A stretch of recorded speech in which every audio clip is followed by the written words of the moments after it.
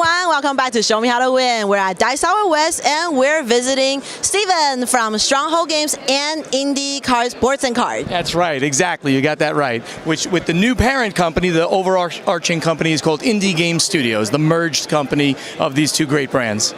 But I'm going to call you Mr. Stronghold. I like that. We'll go with that. You are the face of Stronghold Games, and you guys are keeping your names, so... Absolutely. You know, the two brands are going to exist forever. Stronghold Games known for one kind of style of game, Indie Boards and Cards for a very different kind, so we're going to keep those brands separate, but we'll, obviously the same people run the whole studio. Okay, and we're checking out... Ganz Schön Clever, which we've recalled for English-speaking audience. That's pretty clever. What kind of game is it? Well, this is a roll and write game, right? And roll and writes are very hot right now. Ganz Schön Clever by Wolfgang Warsch. He was nominated 3 times for the Spiel des Jahres last year, which is the first time that's ever happened. He's an absolute genius. This is a Kenner Spiel des Jahres nomination and very much deserving of it. Okay, so like you said, there's a lot of roll and writes right now in the market. So what makes That's Pretty Clever different from all the other roll and writes? You got to be really clever in this game, and every decision you make in this game is going to show how clever you are. This one is purely an abstract. You're really just working with the numbers here. You're not. There's no theme on it. It's just clever, really. Is what it comes down to. Like on my catalog alone, we have. La Granja No Siesta, which is a roll and write version of La Granja, and we also have Steamrollers, which is like Age of Steam, the dice rolling game. That's what the roll and write game. So those are games that have tried to implement dice rolling with themes, and they do great. With this, you are just trying to manipulate the dice to score the highest number of points in the best ways. Okay, so how do we play? Quick intro. Sure. The quick intro to the game is that you're going to roll these 6 dice. There's different colored dice. I'll drag them out here. There's 6 different colored dice, really pretty looking dice. Right, there we go.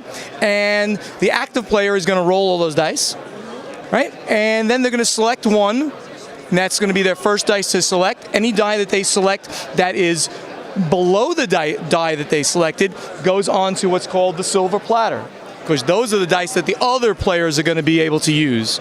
So you can't choose the the 6s are very powerful in the game, but if you choose it, all of your dice might go away. That might be the only die that you use the entire game. So you gotta watch out. Choose some of the lower numbers first. Some dice will go away until you take 3 actions with 3 different dice. Then all of the other players become the passive players, and they get to choose one of the dice that were on the silver platter. Why are you choosing dice in general? Because everyone gets one of these sheets. I'm going to bring it a little closer there. You can take a look at that. And this is where you would mark down all of the things you're scoring.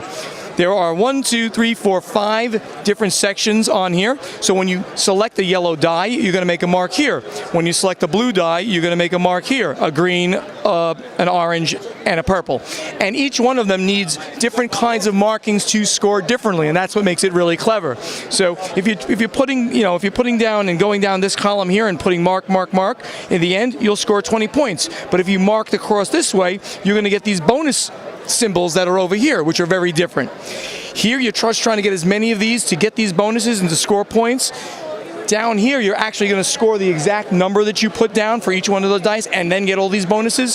So you're trying to make combinations of actual scores plus the bonuses that will give you more dice to roll later, or to able to select more dice, or to get bonus multipliers at the end of the game, or to be able to re-roll dice.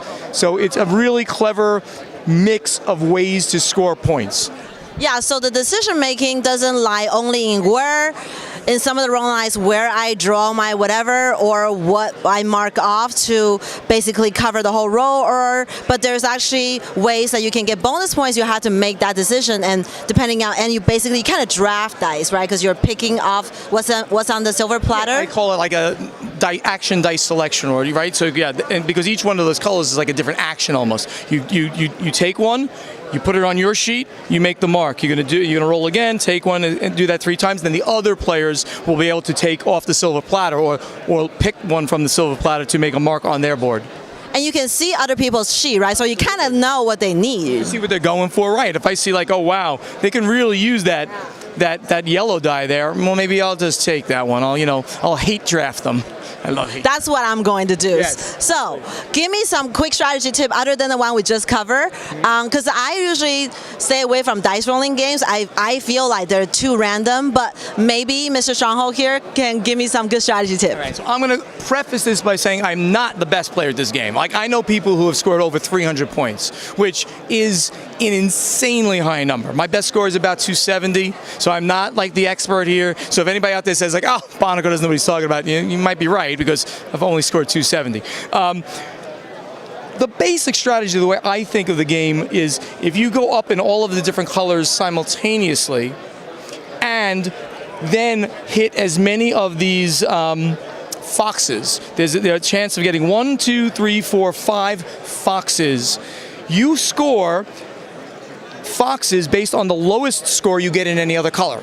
So why would you go up simultaneously? So if I go up sort of simultaneously in the numbers of scoring, and I hit those things, the lowest one I have, let's say purple's my lowest score. I only had 25, but I got 5 foxes. I'd score an extra bonus of 125 points, 5 times the 25 I had there. That right? Yes, that's right.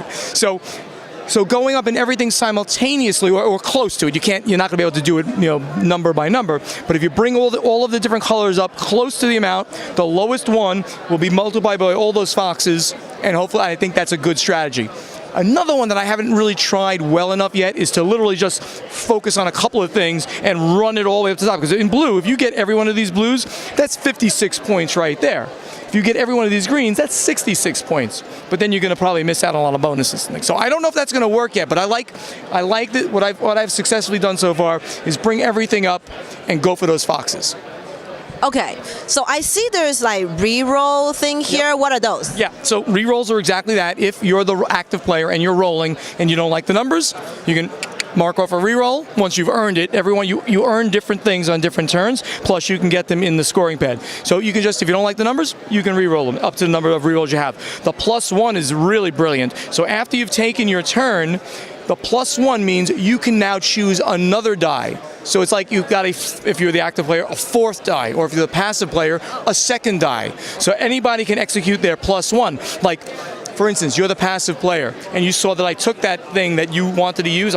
You say, after you do your turn, your passive turn, you say, I'm using my +1 to go and take that one yellow that you took. I'm going to now use it on mine as well. Oh, you had the ability to do that? Yes, that's how the +1 is used. You can use any die that was just played. Awesome. So I'm really interested in this one now. I might give this one a try. So to summarize, if you are going to focus on one color, then try to do that, get all the numbers you can, but you are opening yourself up to people hate drafting, because it's really obvious what you need. Right. So a good way to counter that is probably try to go balancedly with every color and try to hit all the foxes. That would be the best strategy that I've come up with yet, but I've not done as well as some, so take that with a grain of salt, but I think it's a pretty decent strategy. It is something to try. Something to try, absolutely. Thank you so much, Stephen, for showing us. Ganz Schön Clever, or in English, that's pretty clever. And showing us how to win. Say it again. How to win? How to win? Ganz Schön Clever. That's pretty clever. Yes, and thank you guys for watching. Bye!